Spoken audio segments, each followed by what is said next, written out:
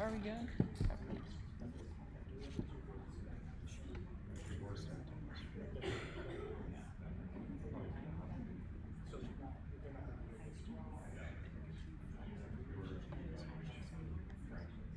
We're good.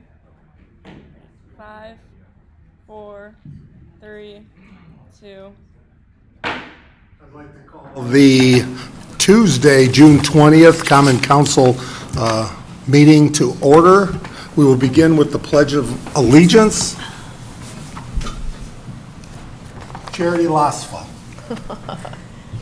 To the flag of the United States of America and to the republic for which it stands, one nation, under God, indivisible, with liberty and justice for all. Yeah, I know. Thank you. I was hoping that's what that look was for. Sorry, Roger. I didn't see your name. Hey, something. I know it by heart, so We're doing the national commercial. Paying attention for that call. Roll call. Councilman Galloway. Here. Councilman Vincent is absent.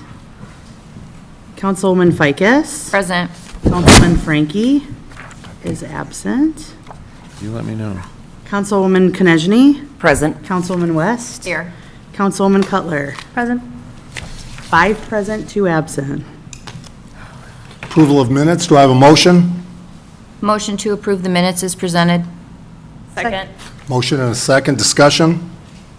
Hearing none. All in favor? Aye. Opposed? Motion passes. Petitions and comments of citizens. We do have 2. I'll begin the first, and please state your name and address for the record, and please remember no personal attacks. Keep it to 3 minutes. And first we'll begin with Mr. Callis. I didn't see him here. There he is. George Callis, Tornado Drive, and I've been coming and listening for a year or so, so I guess I can talk now, I don't know. First thing, city, county, school system, I believe you have all too much property that's non-taxable. I think maybe we need to drop a little bit of it, get rid of it some way, somehow. Now, I know some property donated to the city. I read someplace, I can't tell you where I read it because I can't find it again, that was donated, and it says you can't have buildings on it, you can't do nothing with it. Where I read it, I don't know. But this all started when I drive by Archie's every day. We got that little triangle there. What a place for a house, I think. That's what I think. Put a garage down below, middle floor, kitchen, living, upstairs, bedrooms. Nice little, something different when people come and that's just a thought. And there's lots of other places, like Virginia Road's got a big hunk of property we need to do something with, okay? So Ohio Street, the city's owned it for, I don't know, 6 years or so. It's just sitting there empty. All we're doing is cutting the grass, putting money into it, but we're not getting no money out. So that's just my opinion on that. What is all that? Maybe transport needs to run a little later in the summertime, or maybe special nights, Fox Park nights or something, just a thought. And Mayor Ben Reese Park and Scott Field, the deeds aren't correct yet. They're still not corrected. Not that matters, because those are non-taxable no matter what, whether it belongs to the school or the city, they're non-taxable. Now this one here, do I dare bring it up? Please. Do I? Absolutely. St. John's School, everything out of your mouth says this is not a plywood city. Isn't that St. John's School on A Street? Correct. That's all plywood on it. I'm just bringing it out, There would be no plywood city, we say. That what you're I saying? say yes. But I said I've been coming here for a year, so maybe I'll just shoot my mouth off one time. Or probably more than once now. And our neighbor got a ticket because she's parking on the lawn. Is that correct? You don't know. It doesn't matter. Anyway, she tore up her lawn and threw rocks on it, so now it makes it legal, she tells me. I just something. But it's really all this empty property. We gotta do something with it. All we do is maintain it, we get no money out of it. Sell it, the Archie's property, I said, give it away to contractor A, B, or C for $1 if they can have an apartment building up there in a year. That's all I'm trying to say, okay? That's all. Bye. George, I do want you to know, we appreciate you coming here. And number two, like the Tidma Bakery property, that's a perfect example, turning something positive in with Habitat for Humanity. But that just happened, correct? And right, and couldn't be more correct that we need to do more and more opportunity, especially while we look for housing, and we're in such need. We're looking at all properties, and we'll continue to do so. I know you only got so much money and you only got so many contractors that can do the work too, but Ohio Street's been sitting blank for 6 years. Well, I think we don't want to develop it. We want to have a private developer develop it, but we have on the agenda tonight, we got a real estate purchase agreement between the city and a private developer for the old fire station. That's a prime example of something that has been taxed in forever and will now be on the tax rolls. Get money coming in, don't just Right. get maintained. The city doesn't want vacant lots that aren't taxed, but we also end up with some of them through tax sales, right?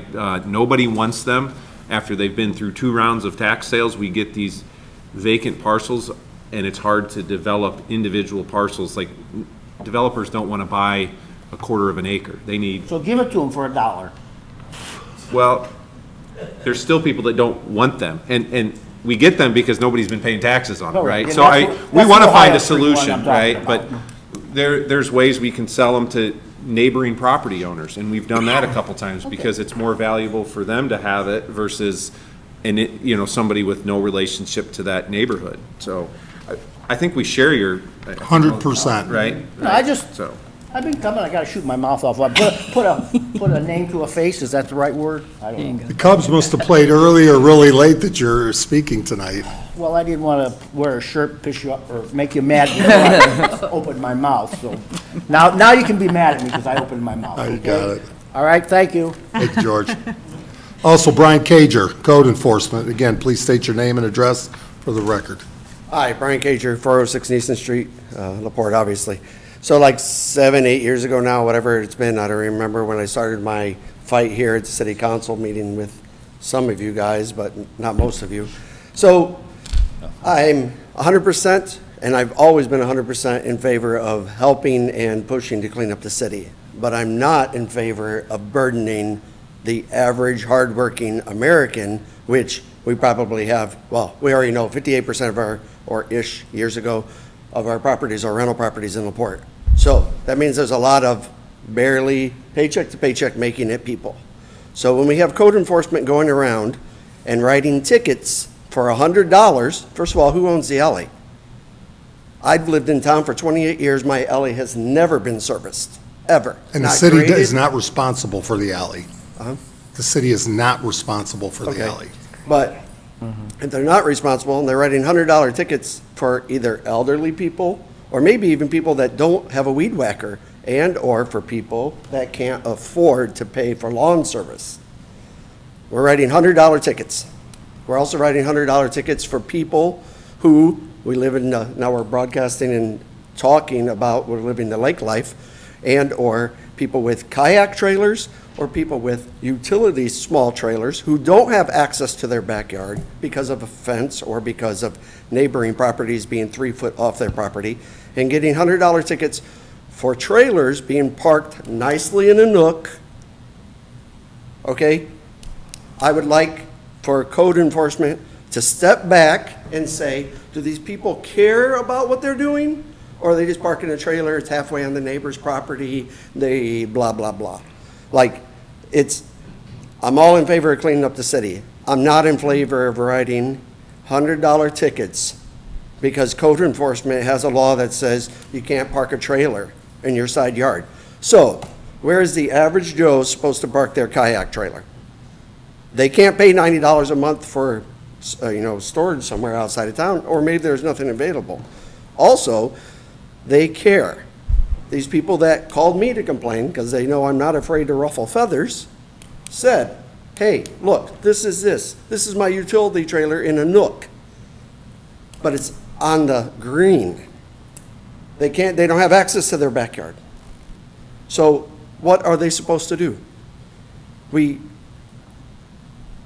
There's got to be a happy median. $100 tickets and $100 tickets for not weed whacking behind your shed in the alley that no one even ever sees. The city doesn't even see it. Come on.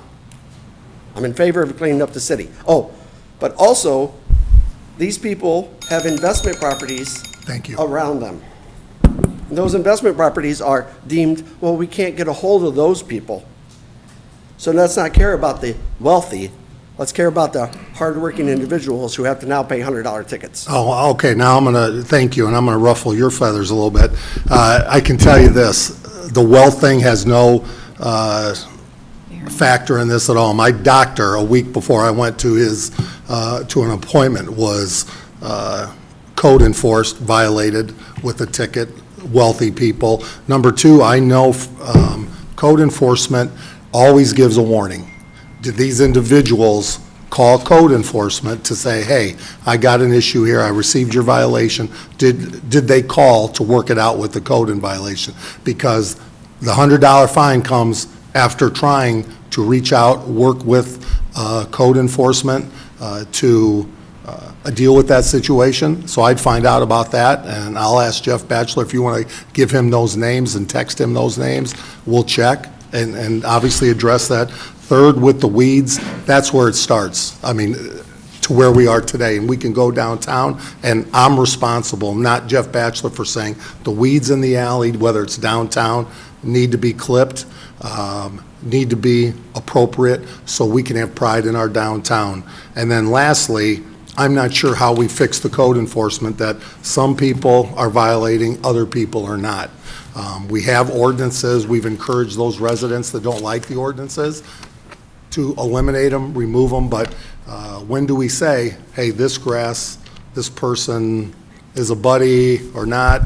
I mean, we've got a house on Lincoln Way, a person that we all know. As a business in LaPorte, are we supposed to ignore the house that doesn't have windows, is an eyesore coming in on Lincoln Way just because of who he is? That's unacceptable. We fined them. We've done other things to that individual. So in fact, we just met today with code enforcement. There are over 1,700 violations. And I can assure you that covers the range of income. But I think also for those people that have a struggle paying, can work with code enforcement and they'll work together. In fact, I know they've gone out to seniors and help some of those seniors cut grass and do some other things where they were struggling. So please check with Jeff, but I'd really like to know those individuals that were saying they got a $100 fine, and we'll check into that, assure you. I promise you. Thank you. Any other public comments or anything on social media? We didn't have one. With a yellow sheet of paper. Thank you. Someone didn't pick this up. Oh, my apologies. Mr. Ogle? Rick Ogle, 1902 Indiana Ave. I'd like to know, how many signs can I put in the tree lawn in front of my house? Is there a limit? Is it against the ordinances? If it's against ordinances, they need to be enforced. Most of the signage that is on the tree lawns in the city, and we're trying to keep the city pretty, correct? Correct. We're trying to keep our home nice looking for when people come into the city, that they appreciate Indiana Ave and how it looks. Advertising signs do not belong on the tree lawns, period. I'm sure there's ordinances that say first offense, a warning. Second offense, a fine. Why not enforce them? I've heard before that the city would appreciate the homeowners contacting code enforcement. There are a lot of city employees on the streets every day. There should be able to be a program where they can report on their computers or whatever kinds of deals they have to just report them to code enforcement. Code enforcement can then take care of it. But if there's a warning and the offenders keep on offending, fine them. Don't say, well, maybe next time we'll get you. No, you have a warning, bang.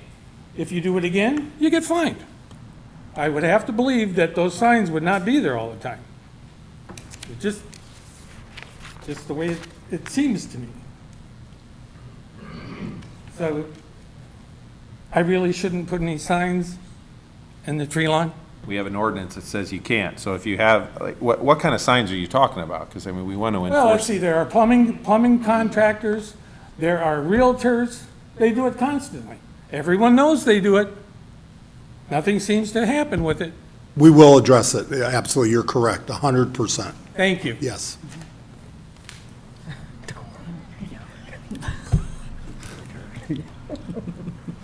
And by the way, your yard looks perfect as we drove by. You thank my wife for that. And my credit card. Any other comments? Social, media? Anybody else from the public? Standing committee reports. Councilwoman Ficus. Park Board will be meeting tomorrow, 4 PM at the Park Office. And then because 4th of July is the first Tuesday next month, the July Traffic Commission meeting will be held on Tuesday, July 11th, 5 PM at the police station. So it'll be a week later. And that's all. Councilman Galloway. No report, Your Honor. If people, fantastic work again on the brick ceremony. People have access to applying for bricks now for next year? Yeah, they have to have applied for them by the end of the year. End of this year. Yeah, end of the year. Sorry. Councilwoman Cutler.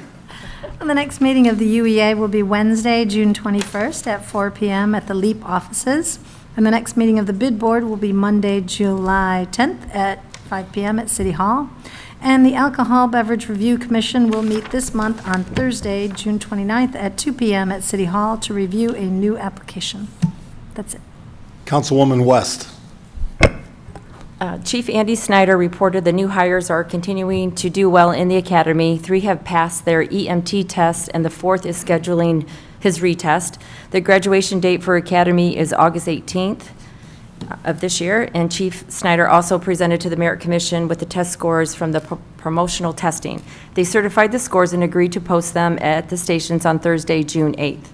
The commission also set a test review date of Monday, June 26th at 1 PM for any firefighter who tested and would like to review the results. He also reported of a recent lake rescue in which 2 individuals were on a jet ski and the motor malfunctioned. The jet ski began taking on water and capsized. The department was dispatched by a call to the station by someone on the shore observing the individuals in water and in distress. They were especially concerned because the sun had set and it was getting dark. The rescue boat responded to the scene and were able to rescue both individuals as well as tow the jet ski to Waverly Road Boat Launch. Luckily, the individuals did not need medical attention. However, they did indicate that they were tired, cold, and scared. So that's some great news to share. Excellent. Councilwoman Konechny. Oh, man. Airport Authority. Aviation camp just wrapped up last week and was wildly successful. There were 60 total participants.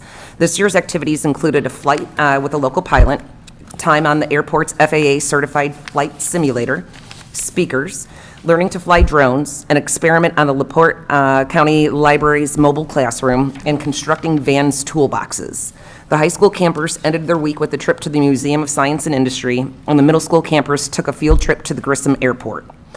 The Airport Authority will meet next on Wednesday, July 12th at 5:15 at the airport. And the Historic Preservation Commission is scheduled to meet tomorrow, June 21st at 5:30 here in council chambers. Councilwoman West, second and final reading. Thank you. Your Honor, I move to read an ordinance for the second time by title only. Second? Motion and a second, discussion. Hearing none. All in favor? Aye. Opposed? Councilwoman West. An ordinance establishing a 3-way stop at the intersection of Newport Boulevard and North Madison. So I do have a motion. Could we just remind the public regarding this? It was Mr. Kazier's, when he brought it little while ago to council. We're going to do a three-way stop we'd like at Madison and Newport Boulevard. The only reason that it wouldn't be a four-way stop is because coming off of Pine Lake, we can't back up traffic onto Pine Lake Ave. But they are going to do some landscaping improvements too, but they still need stop signs there. Motion to approve. So moved. Second. Motion and a second. Further discussion? All in favor? Aye. Opposed? Motion passes. Councilman Galloway. Your Honor, I'd like to read an ordinance for the second time by title only. Second. Motion and a second. Discussion? Hearing none. All in favor? Aye. Opposed? Councilman Galloway. An ordinance establishing a designated 15-minute restricted parking space for the first parking space north of Lincoln Way. Again, could we have a, Yep, this is on the west side of Monroe Street, right by Asian Fusion. They specifically asked for a parking spot for takeout for them. We thought that would be unfair to other businesses because it did come through Traffic Commission, and so we decided to make it a 15-minute parking so anyone can use it. do I have a motion to approve? So moved. Second. Motion and a second. Further discussion? All in favor? Aye. Opposed? Motion passes. Councilwoman Konechny. Your Honor, I'd like to introduce a purchase agreement read in part. Second. Motion and a second. Discussion? All in favor? Aye. Opposed? Councilwoman Konechny. Real estate purchase agreement. This agreement is made, entered into, and effective on the date that both parties have executed this agreement, the effective date, by and between the City of LaPorte, seller, and LPFH LLC, buyer. Seller and buyer may be referred to herein individually as party and collectively as the parties. Background information. Seller is the owner of a certain tract of real property located at 910 State Street, LaPorte, Indiana, parcel ID 46063543 20040000043, as more particularly described on Exhibit A. Purchase price. The amount of the purchase price. The purchase price for the property shall be $200,500, the purchase price, payable to the seller at closing, as herewithin defined in the immediately available funds, adjusted by all prorations, credits, allowances, and other adjustments specifically provided herein. Do I have a motion to approve? So moved. Second. I have a motion and a second, so discussion. Mr. Cook, would you like to come forward and share your knowledge? Share my knowledge is an interesting way of putting that, but. Just some of your knowledge. Right. Pertaining to this. Bert Cook, Executive Director of the LaPorte Economic Advancement Partnership. So as was read, this purchase agreement's for 910 State Street. We think of it as the old fire station property. The gentleman who spoke during public comment and Nick mentioned, I think this is a perfect example of a property that we'd like to see the private sector put back into use, a more productive use. The building needs significant investment, and we do have a party that's willing to do so. So some of us know Dudley Byler. He took on, I don't know the address now that I'm thinking about it, but the blue building on the corner of Monroe and Lincoln Way where Downtown Delights is. He did a great job with that property, and again, has interest in this. So this agreement comes before you as the council and the Board of Public Works because the property is valued at more than $50,000. A couple things that I would mention in this agreement before I tell you about what he intends to do with the building is we do have a buyback provision, which is something we've been doing on any properties that the city is selling. In the situation where the purchaser does not complete the project, start the project in a 2-year period of time, we have the ability to repurchase it at 90% of the purchase price, which obviously protects us, gives us the ability to take the property back and obviously find someone else who will develop it within the vein of kind of our strategy. So Dudley intends to do kind of a combination of co-working space and some flexible space on the first floor that could serve for a restaurant or an entertainment venue. And then there's a number of exterior recreational opportunities that he hopes to take advantage of on the property that would add to that co-working space. It's a pretty common concept that I think you see in more urban cities or more urban areas these days. But it gives you maybe that, live-work balance is an attractive feature for maybe an individual who's only leasing one office space, but then has access to space on the exterior or interior of the building that they can use for, to deal with clients and other things that maybe are a little more recreational in nature. So there is some flexibility in how the property is developed, but I think it fits perfectly with our plan for the downtown. It fits well with our, kind of the redevelopment of the hospital, the old hospital site that's going on next door. And it's obviously something that you've heard, well, you've heard me speak, but you've heard numerous times already because we've taken some other actions in cleaning up the surrounding properties. Most recently, the vacation of State Street there, which kind of dead ends into the overpass. As a matter of background, when we put this proposal out, I did show the building to numerous other interested parties. If you've been through that building, you would recognize that it needs some pretty significant investments. It has some challenges associated with mechanicals, with water damage and things like that. So I think it'll be a sizable investment that will occur.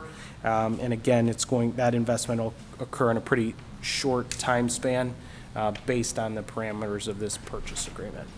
Happy to answer any questions you might have. Do you mind explaining how the purchase price was derived? Yeah, so just like any other property that the city intends to sell, we have two independent appraisals, and the minimum bid has to meet the average of those two appraisals, which is what this bid did, $200,500. The person that asked the questions about, getting things onto the tax rolls, if as Bert mentioned, if you walk through there, this is a commercial building, valuing it is a little trickier than valuing a house. You could make an argument that it's worth much less because of the work that has to go into it. So it's a lot of work. An elevator is going to have to likely be replaced, which is very, very expensive, and it hasn't been updated in 20 years maybe. I mean, it's yeah. A number of the individuals that came through the building, I think you can't help but, it's got a really interesting historic character to the building, but a couple of the people that went through, walked out saying, I really like it, but, my offer would generally be probably nothing because of the amount of money we'd have to put in order to be able to use it in a productive way. Further questions? I would comment when I go to other cities for work, depositions, whatever, it's very common to see these co-working spaces now. I take a lot of depositions in co-working spaces, lawyers, individuals, any type of business that just needs one space and then they can share a meeting room or what, as Bert mentioned, it's a very attractive thing. South Bend has them, quite a few of them now, for example. Yeah, by volume, that is easily, over the last 18 months, 2 years, by volume, that is easily the most interest we get is the individual looking for one office or an office with a shared conference room, shared access to maybe other amenities. I think, with the effects of COVID and kind of that, working from home and the live-work balance shift that occurred, I think we'll continue to see these type of developments being a very important type of real estate development in our community and many others as well. Both when you were at the train station and now where you're at, you're actually kind of doing something very similar to that, correct? We do. We have, most of you have been through our building, but we have 4 office spaces and kind of have a constant list of people who are waiting for one to vacate so they can fill that space. And, similar type situation with, shared amenities that everyone in the building can use. Yeah. Thank you, sir. You're welcome.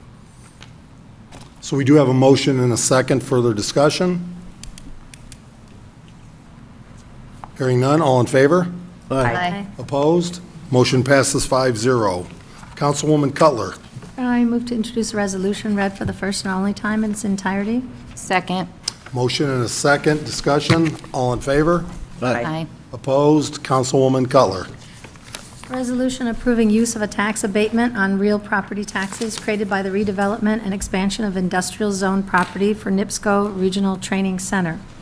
Whereas NiSource Corporate Services Company, doing business as Northern Indiana Public Service Company, LLC, NIPSCO, has requested of the Common Council of the City of LaPorte approval to use a tax abatement on real property taxes created by the expansion and redevelopment at 721 Ziegler Road, LaPorte, Indiana, 46350, at an investment of approximately $15 million, including expansion of the footprint of the existing structure with interior renovations and improvements and the construction of additional structures. And whereas it is in the public interest that the city of LaPorte avail itself of the economic revitalization area statement of benefits provided by Indiana Code Section 6-1.1-12.1-4.5 to stimulate economic growth within the community. And whereas on May 30th, 2023, NIPSCO filed with the city planner as required an application for consideration for a statement of benefits. And whereas NIPSCO agrees to comply with the conditions set forth in Resolution Number 90-2, Section 7. And whereas NIPSCO intends to expand and redevelop 721 Ziegler Road, LaPorte, Indiana, 46350, an industrial zone property at an estimated cost of $15 million for a regional training center. Whereas the city planner has prepared a report concerning such deductions. Now therefore be it resolved by the Common Council of the City of LaPorte as follows.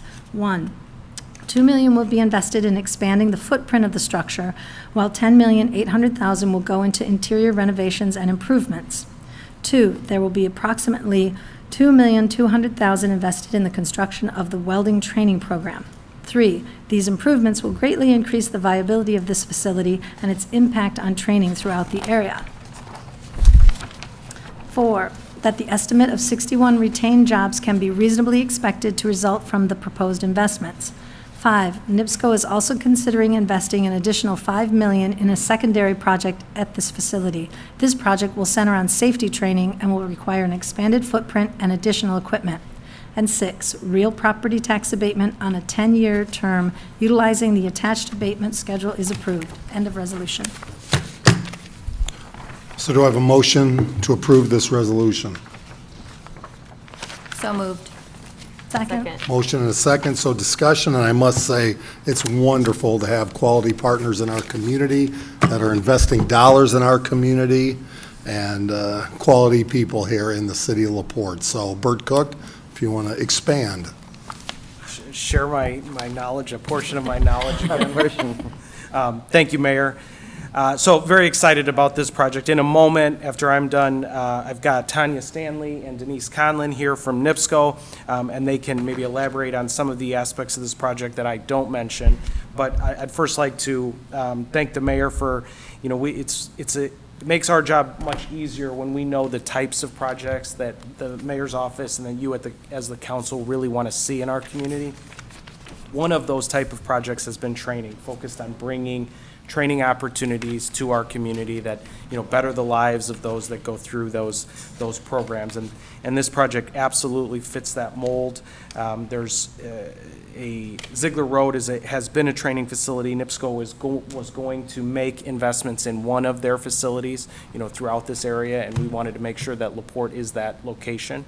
So there is a footprint expansion that's going to occur. It's about 17,000 square feet of new space, and then obviously, equipping and rehabbing the space that is already there.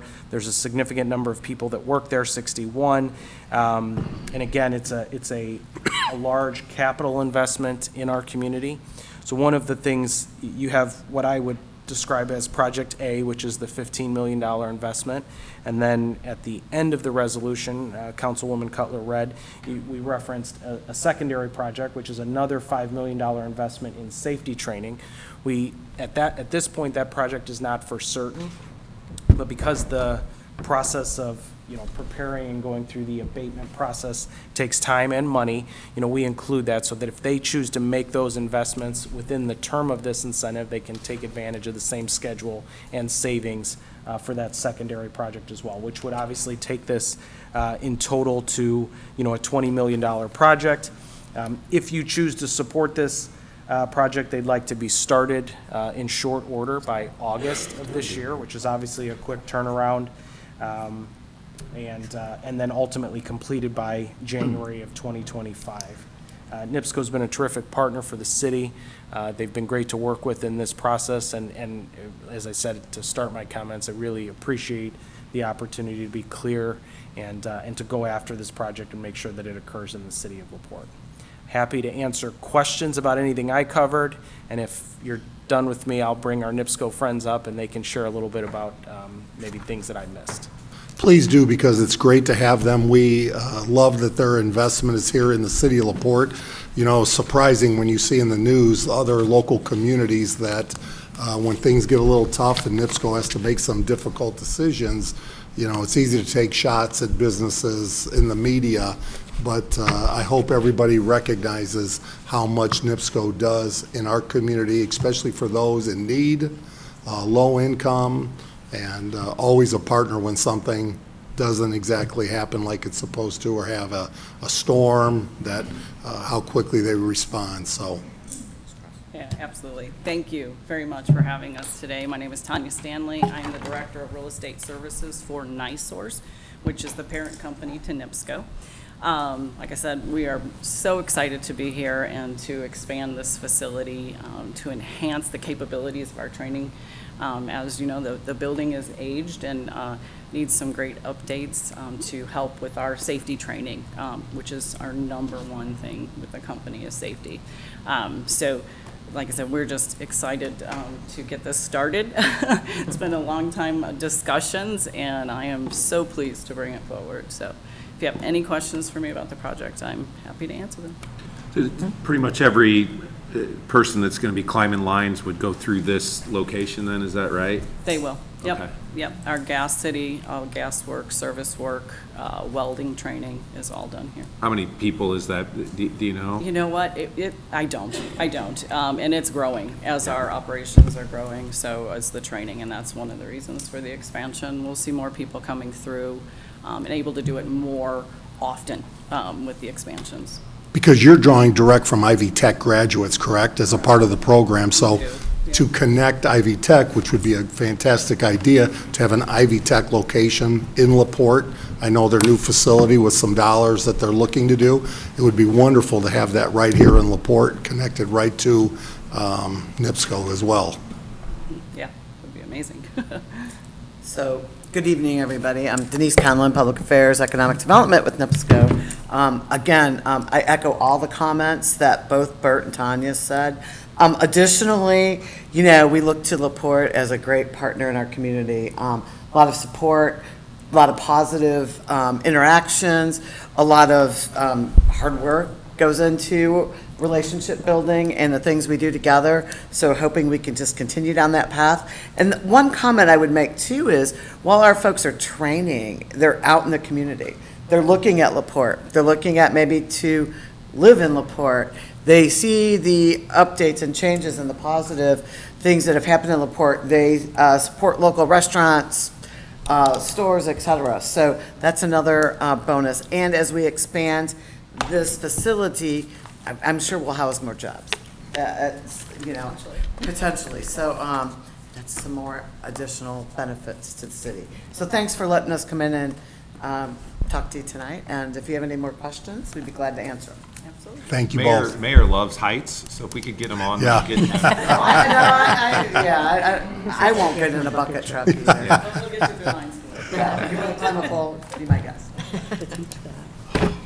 Further comments? We do have a resolution and a second. All in favor? Aye. Opposed? Motion passes 5-0. Sir, are you okay? He was wandering. I wasn't sure before I move on. No, the gentleman turning around. Oh, Are you my okay? goodness.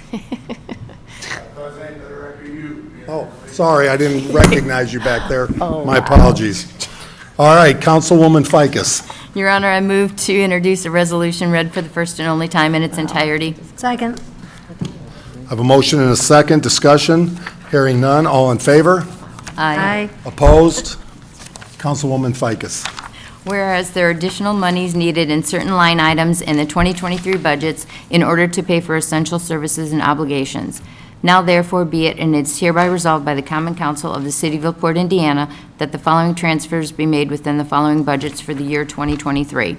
MVH Fund, 2201-524, from 391 Street Sweeper to 231.015 MVH Restricted Repairs Maintenance $14,210. Motor Vehicle Highway MVH to Motor Vehicle Highway Restricted, 2201-524 to 2203-524. From 111 salaries to 111 MVH restricted salaries, $9,660.59. From 121 INPRS to 121 MVH restricted INPRS, $1,263.48. From 122 FICA Medicare to 122 MVH restricted FICA Medicare, $726.11. From 231.015 repairs maintenance to 231.015 MVH restricted repairs maintenance, $6,784.74. From 381 hot patcher principal to 381 MVH restricted hot patcher principal, $11,946. From 382 hot patcher interest to 382 MVH restricted hot patcher interest, $1,506. Park non-reverting, 2211-803, from 391 other services to 122 FICA Medicare, $200. End of resolution. Do I have a motion to approve? So moved. Second. Motion and a second. Any comments? This is normal business. Yeah, the state requires us to separate MVH from MVH restricted, so this is normal, and it'll happen throughout the rest of the year. Discussion? Hearing none, all in favor? Aye. Opposed? Motion passes. Comments from the committee, the council? Just to give you an update, since this will be the last time I speak on 39 North before the deadline of June 30th.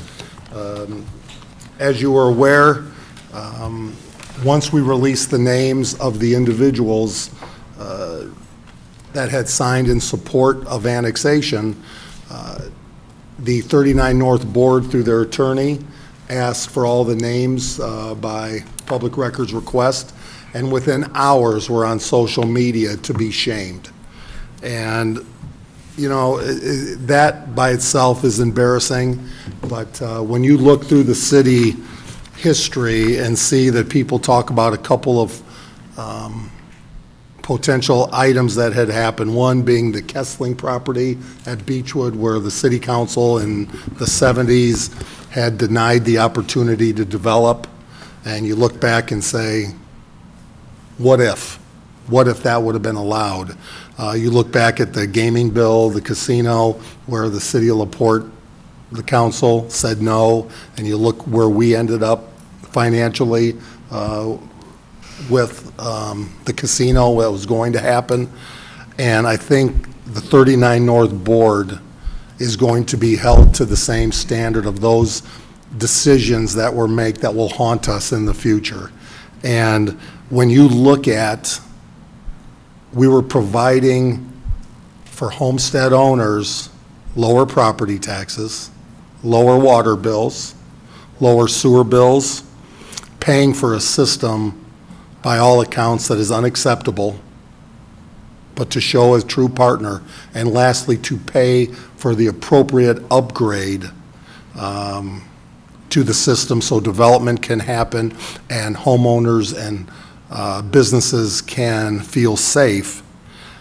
It's clear that this council, department heads, and the city of LaPorte is the only group that care about the future of those residents, about that they're safe.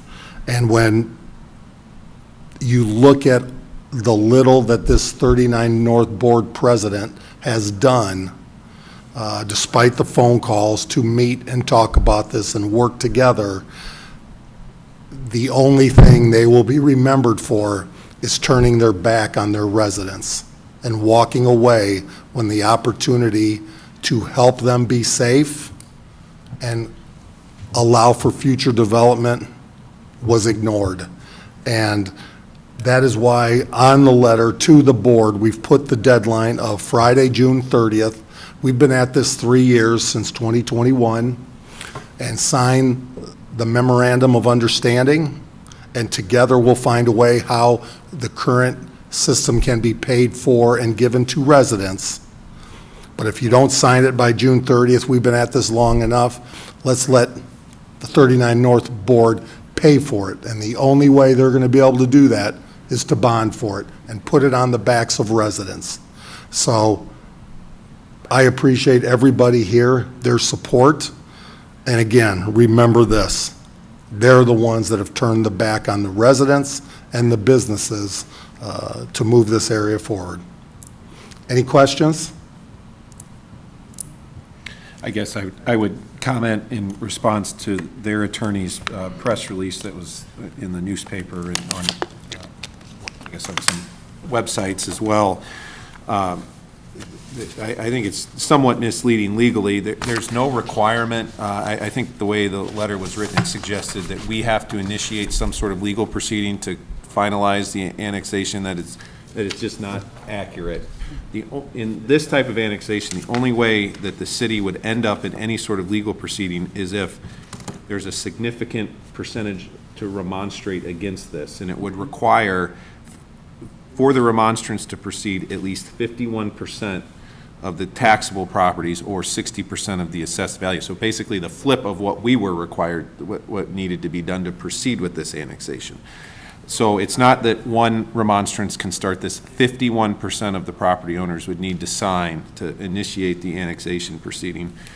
There's no requirement, once you are done with this, that this goes through the courts. There is a requirement that this gets filed with various governmental entities, but we don't have to initiate any sort of litigation. Additionally, I would point out, the contract ends in 2025.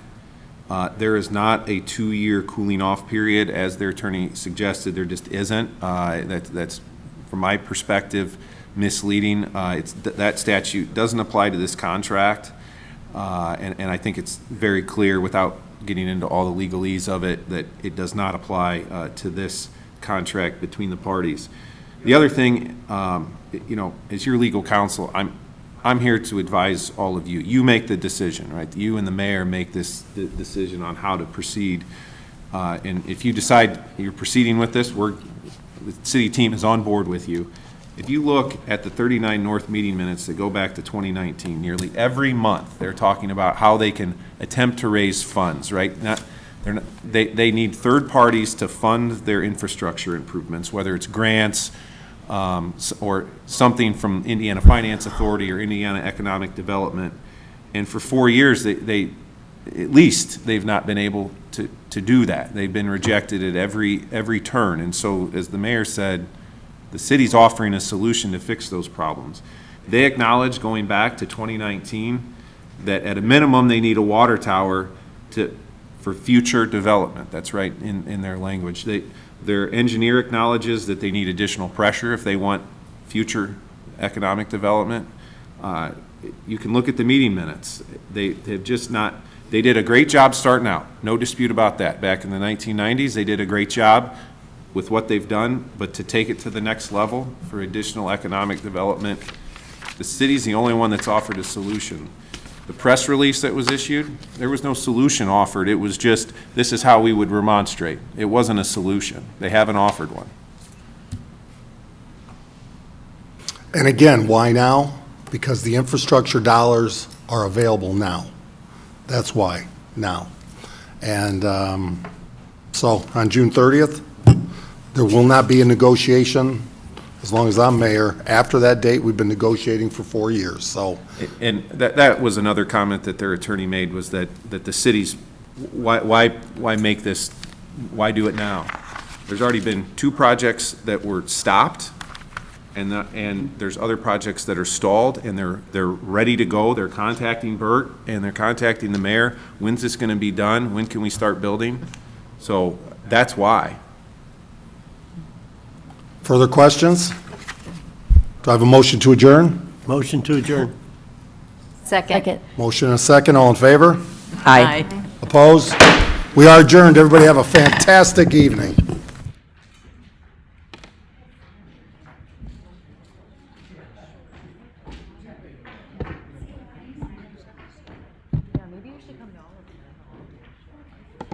That's the trend.